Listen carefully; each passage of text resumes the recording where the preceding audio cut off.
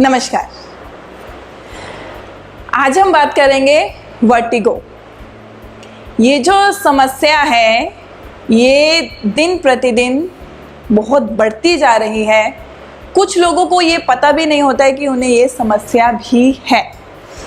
बहुत से लोगों ने कमेंट करके बोला कि मैम प्लीज़ इसके ऊपर वीडियो लेके आएँ। मैंने इससे पहले इस टॉपिक पे कभी वीडियो डाला भी नहीं है, तो आज हम इसके बारे में थोड़ी सी चर्चा करेंगे और कुछ ऐसी चीज़ें मैं आपको बताऊंगी जो आपकी मदद कर सकते हैं। और उससे पहले आप सबका स्वागत करती हूँ योगा लाइफ में। मैं हूँ उजाला कटारिया, आपकी योगा टीचर। हो सकता है कुछ लोग मुझे पहली बार देख रहे हों, मेरे चैनल को फर्स्ट टाइम उन्होंने देखा है या वीडियो देखा है, तो प्लीज़ वीडियो जो है आखिर तक देख के जाइए। हो सकता है आपके ये काम आ सके आपको स्वस्थ रखने में, और अगर अच्छा लगे तो सब्सक्राइब ज़रूर करके जाइएगा और आगे भी इस वीडियो को शेयर कीजिएगा। तो चलिए वापस आते हैं अपने टॉपिक वर्टिगो के ऊपर। देखिए, ये जो समस्या है ना, इसे हमें ऐसा नहीं बोल सकते कि बहुत गंभीर बीमारी है, हमें कोई रोग लग गया है। इसे हम ठीक कर सकते हैं। पहले इसके बारे में थोड़ा सा जानना ज़रूरी है। जिनको वर्टिगो का इशू होता है ना, उन्हें समस्या क्या क्या हो सकती है? चक्कर आना, जी मचलना, चक्कर आने के साथ साथ बॉडी का बैलेंस ना बनना, खड़े खड़े ऐसे लगना कि गिर जाएंगे, थोड़ी ऊंचाई पे हाइट पे खड़े होके एकदम से सर घूमने लगना, डर लगना। तो ये सब चीज़ें हैं। इसके पीछे के जो कारण हैं वो भी बहुत सारे हो सकते हैं, ठीक है। जो इसका मेन कहते हैं ना, सबसे मुख्य कारण वो ये है कि जब कान में किसी तरह की समस्या हो जाती है ना, ब्लॉकेज हो जाना, वो कफ की वजह से भी हो सकती है। जब ज़्यादा खांसी जुकाम हो तब ये समस्या हो सकती है। उससे कान में कोई अगर समस्या उत्पन्न होनी शुरू होने लगती है तो वर्टिगो का इशू भी होने लगता है, ठीक है। इसके अलावा और बहुत से कारण हैं। तो अगर किसी को ये समस्या है कि चक्कर आते हैं, पता नहीं चलता क्यों आते हैं, हम कई बार सोच लेते हैं शायद हमें सर्वाइकल ना हो या कुछ और समस्या ना हो, तो एक बार अपने डॉक्टर से कंसल्ट ज़रूर करें। अगर हमें कारण पता होगा ना, फिर उसका हल निकालना थोड़ा आसान हो जाता है, ठीक है। तो वर्टिगो में हम हर चीज़, ऐसा नहीं आप हर योग अभ्यास कर सकते हो, इसमें बहुत सारा प्रिकॉशन रखना पड़ता है। तो आज मैं कुछ ऐसी चीज़ें बताऊंगी जो आप रोज़ करके इस समस्या को कम और धीरे धीरे ख़त्म भी कर सकते हैं। थोड़ी सावधानी बरतनी है। आप अपने डॉक्टर से भी एक बार राय लीजिए, वो क्या चीज़ें मना करते हैं करने के लिए वो मत कीजिए। खाने पीने का थोड़ा ध्यान देना होता है। तो अब आसन जो है, मुख्य जो 2 आसन हैं वो मैं बताऊंगी। पहला आसन जो है वो है पश्चिमोत्तान आसन। ऐसा नहीं है कि आप फटाफट से पश्चिमोत्तान में चले जाओ, उससे पहले थोड़ा बहुत अपने जॉइंट मूवमेंट्स कीजिए। हाथ हिलाया, थोड़ी सी कमर हिलाई, थोड़े से पैर हिलाए, थोड़ा सा वॉक कर लिया हल्का हल्का, है ना, आराम से। कोई जल्दबाजी में कुछ भी नहीं करना है आपको। तो उसके बाद आसन की तरफ बढ़िए। तो पहला आसन जो है वो है पश्चिमोत्तान। अब पश्चिमोत्तान करने के लिए हमें इस तरह से टांगों को सीधा करके बैठना है, ठीक है। इसके बाद कमर हमारी सीधी, ज़मीन पे नहीं बैठना है, बेड पे बैठ के कीजिए आराम से। पर जो चीज़ें मैं बता रही हूँ उसका आपको ध्यान रखना है। कमर सीधी करी। अब ये देखो, ये कमर सीधी है। अगर आपकी कमर पहले से ही ऐसी है, आप ऐसे बैठ के अगर ये करोगे पश्चिमोत्तान, तो ये समस्या को ठीक नहीं करेगा, ये और बहुत सारी समस्याओं को साथ लेकर आएगा। अभी आप मेरी पीठ देख रहे हो, पश्चिमोत्तान होता है ऐसे आगे झुकना। तो कुछ लोग ऐसे आगे झुकते हैं, ये पीठ गोल कर ली, चिन को अंदर घुसा दिया और माथे को नीचे की तरफ ले आए। ऐसे पश्चिमोत्तान नहीं करेंगे। कैसे करना होता है? बैक स्ट्रेट, सांस भरते हुए हाथ ऊपर, इसी सीधी कमर के साथ सबसे पहले पेट नीचे आएगा। चेस्ट को मैंने अभी लिफ्टेड रखा है, उठाया हुआ रखा है, चिन मेरा सामने है। ये अभी मैं ज़्यादा आगे नहीं गई हूँ, ज़्यादा पुश नहीं किया है। तो यहाँ पे, तो अगर आप यहीं तक ठीक फील करते हो कंफर्टेबल, तो यहीं रुक जाओ। अगर आपको लगता है कि फिर पीठ गोल हो रही है तो पीठ सीधी, इस तरह से चेस्ट को आउट करना है, शोल्डर्स को पीछे करना है। जैसे ही आप शोल्डर्स आगे लाओगे तो कमर, पीठ जो है वो गोल हो ही जाएगी। तो शोल्डर्स बैक और नीचे, ये यहाँ पर थोड़ा सा रुके, गहरा गहरा श्वास लें। 10 सेकंड से 30 सेकंड तक यहाँ रुकने की कोशिश करें। श्वास लेते रहें, छोड़ते रहें।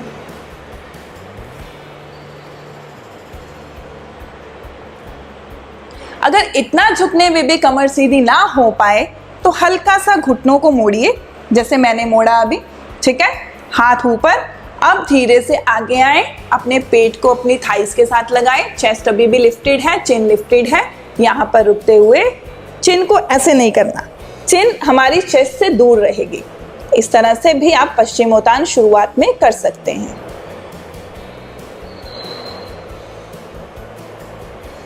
दस से 20 से 30 सेकेंड।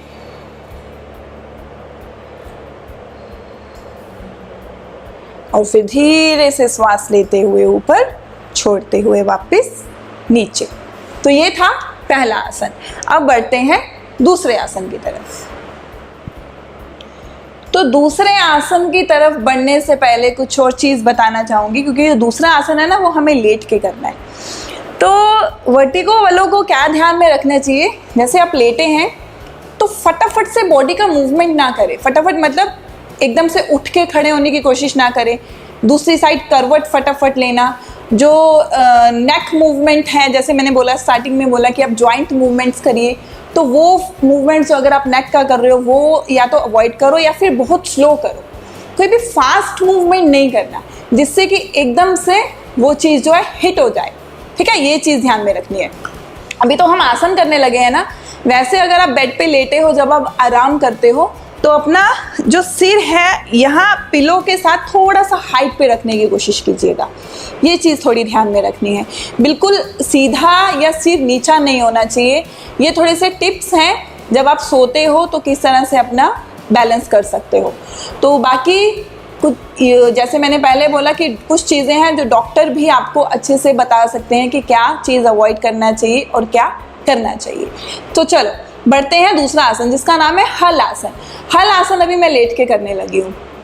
एक चीज़ और रह गई है जो बतानी है, कि जो आसन मैंने बताए ना, पश्चिमोत्तान पहले वाला बैठ के, अब दूसरा करने लगे हैं हल आसन। अगर किसी को साइटिका पेन भी है, साइटिका पेन होती है, अगर किसी को ये समस्या भी है, तो उन्हें ये आसन नहीं करने हैं। ऐसा ना हो एक समस्या ठीक करते करते दूसरी ज़्यादा बढ़ जाए। अगर वर्टिगो के साथ साथ साइटिका पेन भी किसी को है तो ये आसन आपको नहीं करने हैं, ठीक है। चलिए अब लेटना है सीधा। अब धीरे से हम अपनी लेग्स को ऊपर से लाते हुए हल्की पोजीशन में लेके आएंगे। अब कुछ लोग बोलेंगे कि इतना मुश्किल आसन हम कैसे करें, हमसे तो होगा नहीं। तो उनके लिए मैं आगे बताऊंगी कि उनको कैसे करना है। जो लोग कर पाए वो हल आसन करें, जिनसे ना हो पाए उनको बाद में बताती हूँ। तो ये हाथ इस तरह से बॉडी के आसपास, टांगे गई ऊपर। अब यहाँ से हम हाथों से ज़मीन को दबाते हुए अपने हिप्स उठाएंगे और अपने पैरों को ऊपर सिर की तरफ ले जाएंगे। अगर आप इतना भी ला पाते हो ना, इतना थोड़े दिन यहाँ प्रैक्टिस करके देख लो, धीरे धीरे तो बेटर हो ही जाएगा जब रोज़ करोगे। तो वैसे हल आसन पूरा हो गया। ये पैर हो गए इस तरह से। घुटने मोड़ने नहीं है, सीधे रखने हैं। हाथों को जोड़ भी सकते हो, हाथों का सहारा भी ले सकते हो, इस तरह से। जो कान की समस्या से वर्टिगो शुरू होता है ना, उसको बहुत जल्दी ठीक करने में मदद करेगा ये हल आसन। रुकेंगे यहाँ।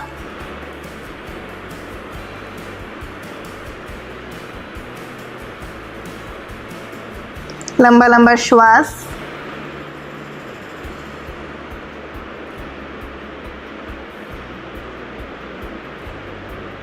और धीमी गति से या तो हाथ का सहारा लेते हुए, झटका नहीं देना, बहुत आराम से, जैसे कि मैंने पहले बोला, बहुत तेज़ी से हम कुछ नहीं करेंगे। धीरे धीरे धीरे धीरे से पीठ नीचे लगाई, रीढ़ की हड्डी नीचे रखी, या तो टांगे मोड़ लें या फिर सीधी नीचे ले आए। तो अगर सीधी ले जाने में भी दिक्कत है, टांगों को मोड़ो, धीरे से सीधा करो, हल्का हल्का हाथ से हिप उठाओ। इस तरह से भी हल आसन स्टार्ट कर सकते हैं अगर ऐसे मुश्किल लगे, ठीक है। अब मैंने जैसे पहले बोला, जिनसे ये आसन नहीं होगा वो अपनी टांगों को मोड़ के इस तरह अगर सीधा करके भी थोड़ी देर रोकेंगे, हाथ नीचे पकड़ के करना है, पकड़ के कर लो, विपरीत करनी, ये भी आपको आराम दे सकता है। 10 सेकेंड, 20 सेकेंड, 30 सेकेंड, इसकी जगह इतना कर पाओ तो ज़रूर करें।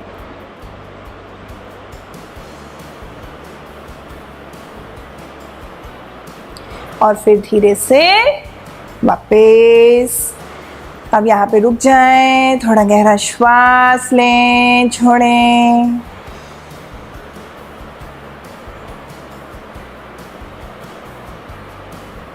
और फिर धीमी गति से उठकर बैठें। ये तो हुए आसन। अब बढ़ते हैं प्राणायाम।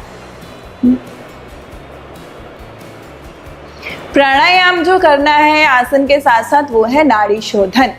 तो नाड़ी शोधन प्राणायाम करने के लिए आपको सीधा बैठना है, कमर सीधी, गर्दन सीधी। अपने राइट हैंड से हम जेस्चर लेंगे, यूज़ करेंगे अपना अंगूठा और अपनी रिंग फिंगर, अनामिका बोलते हैं जिसे, पहली 2 उंगली मुड़ी हुई रखेंगे। ठीक है, तो शुरू करते हैं नाड़ी शोधन। अपने लेफ्ट साइड से श्वास लिया,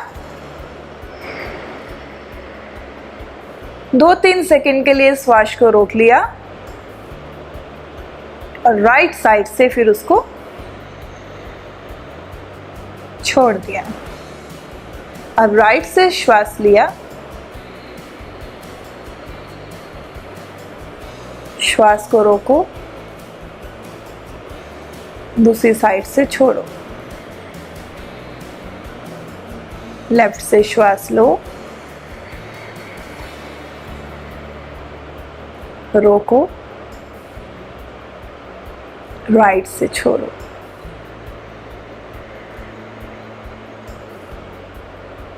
राइट से श्वास लो,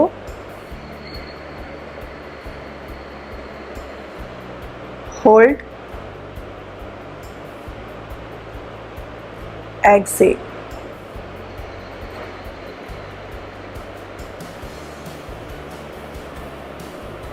इस तरह से ज़्यादा श्वास रोकने की ज़रूरत नहीं है। ठीक है, जितना आराम से श्वास को, इसमें नहीं, इसमें श्वास को ना ही ज़ोर से खींचना है ना ही ज़ोर से छोड़ना है। धीमा श्वास, जितनी आवाज़ कम हो उतना। गहरा श्वास जितना आसानी से ले पाएँ, धीमा श्वास गहरा अंदर लीजिए, 2-3 सेकंड रोकिए, दूसरी साइड से श्वास छोड़ दीजिए। ठीक है, तो नाड़ी शोधन 2 मिनट, 3 मिनट, 5 मिनट, जितना आराम से कर पाएँ ज़रूर करें। ये हो गया। उसके बाद एक मुद्रा है शनमुखी मुद्रा। तो शनमुखी मुद्रा बहुत अच्छी चीज़ है। उससे क्या करना है, आपको अंगूठे से अपने कानों को बंद करना है। वर्टिगो के लिए बहुत अच्छा है। तो अंगूठा जो है कान के अंदर नहीं घुसाएंगे, ये छोटा सा कार्टिलेज होता है कान के बाहर, होता है ना स्किन सी, उससे कानों को बंद करना है अंगूठे से दबाते हुए। ये हो गया। पहली 2 उंगली जो सबसे पहली है वो बिल्कुल आँख के ऊपर आएगी। ठीक है, और अनामिका जो है वो बिल्कुल उसके आसपास थोड़ी सी नाक के साथ टच हो जाएगी। और जो अनामिका नहीं, जो मध्यमा उंगली है वो, और अनामिका जो तीसरी उंगली है वो बिल्कुल नोज़ के नीचे साथ टच हो जाएगी। और सबसे चौथी उंगली लास्ट में आपकी चिन के आसपास टच हो जाएगी।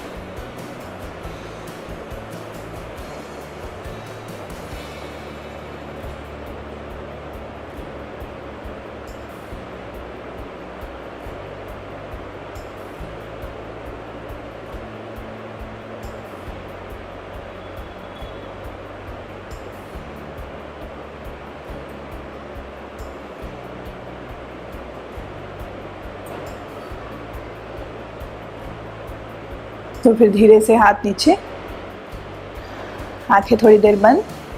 एकदम झटका नहीं देना है, झटके से नहीं उठना है, बहुत धीमी गति से बिल्कुल कंफर्टेबल होने के बाद आंखें खोलनी है।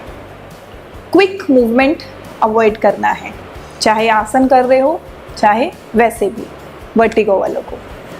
तो अगर साइटिका की वजह से आपके आसन ये मिस हो रहे हैं तो नाड़ी शोधन कीजिए, शनमुखी मुद्रा कीजिए, थोड़े से प्रिकॉशंस लीजिए, क्विक मूवमेंट मत कीजिए, आपको आराम आना शुरू हो जाएगा।